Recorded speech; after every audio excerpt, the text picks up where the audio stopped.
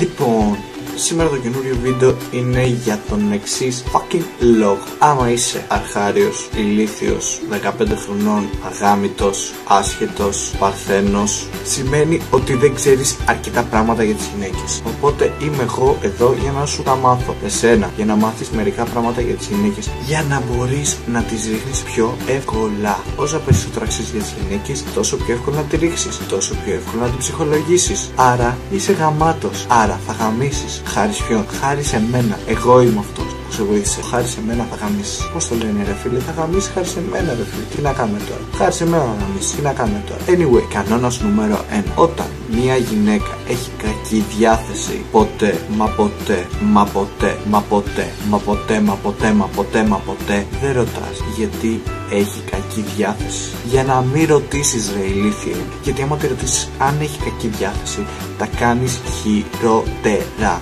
Οπότε, όταν μια κοπέλα έχει κακή διάθεση, κάνεις ότι δεν το κατάλαβες καν.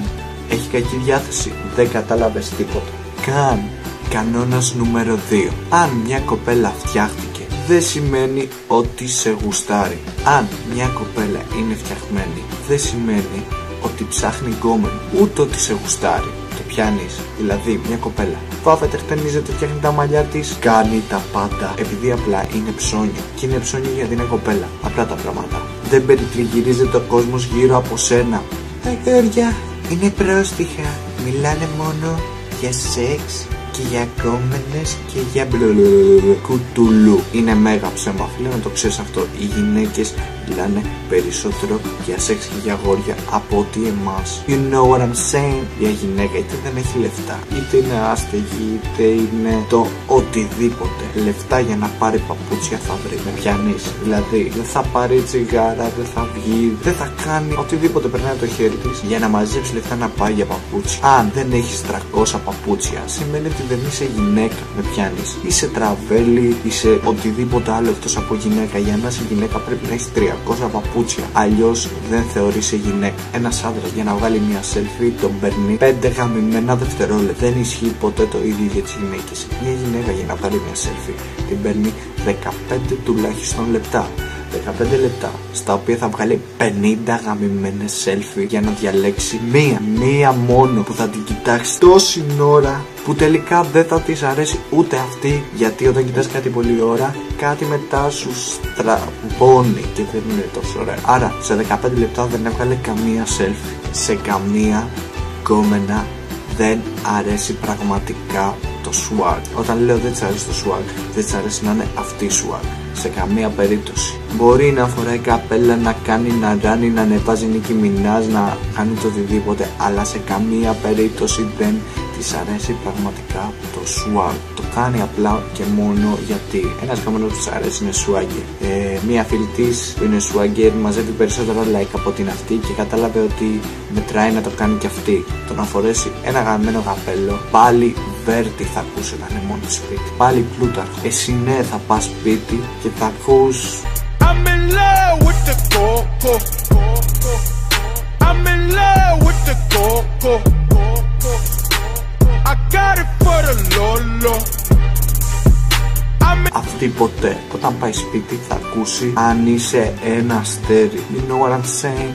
Αν θες να ρίξεις γκόμενα, πρώτο πράγμα που πρέπει να ξέρεις ότι τους αρέσει το δράμα και οι ιστορίες. Άρα, άμα είσαι τόσο φιλεράς που δεν έχεις μία ιστορία να πεις ή να βρεις ένα δράμα, να κάνεις κάτι δραματικό, τότε βγάλε ένα από το μυαλό σου. Λίγη φαντασία θέλει, δεν θέλει κάτι άλλο. Λίγη φαντασία. Εσύ δεν έχεις καμία επαφή με το ποδόσφαιρο.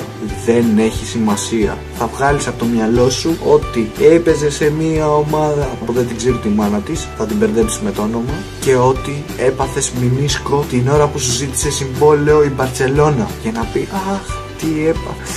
Είναι τόσο τέλειος παρόλα αυτά που έχει τραβήξει. Ακόμα στέκεται στα πόδια.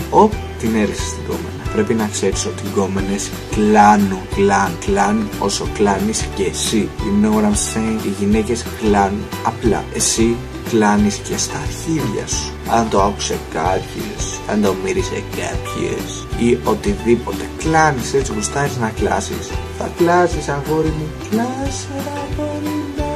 κλάσει ένα γορίνα. Αλλά αυτή θα κλάσει μόνη της, θα κλάσει τα κρυφά. Αλλά θα κλάσει, κατάλαβες, ό,τι και να γίνει θα κλάσει. Οι τύχες κλάνουν όσο κλάνουμε κι εμείς. You know what I'm saying. Κανόνας νούμερο 9. Ζηλεύουν πάντα. Δεν υπάρχει περίπτωση μία στο δισεκατομμύριο να μιλήσει σε μία γκόμενη και να μην ζηλέψει. Είτε σου πει αυτή είναι φίλη μου, αυτή είναι αυτό, αυτή δεν το ζηλεύω, αυτή αυτή είτε το παίξει άνετη, είτε της πει αχ αγάπη μου που είσαι, του χάθηκες. Εσύ αν της μιλήσει αυτή θα ζηλέψει τέλος. Δεν μπανάνε. Η κολλητή της, η ξαδέρφη της, η θεία της, δεν ξέρω κι εγώ πια, αυτή θα ζηλέψει. You know what I'm saying, you know what I'm saying, you know what I'm saying, you know what I'm saying, you know what I'm saying, θα ζηλέψει. Δεν ισχύουν για όλες τις κοπέλες, αλλά ισχύουν για το περισσότερο, δηλαδή για το 90%. You know what I'm saying, you know what I'm saying. Αυτά. Φιλάκια μέχρι το επόμενο βίντεο. Αν πιστεύετε ότι είναι και κάτι άλλο στο οποίο δεν σχολίασα, κάντε το comment από κάτω. Επίσης, άμα πιστεύετε ότι είμαι ηλίθιος και λέω μαλακίες, κράξτε με από κάτω. You know what I'm saying.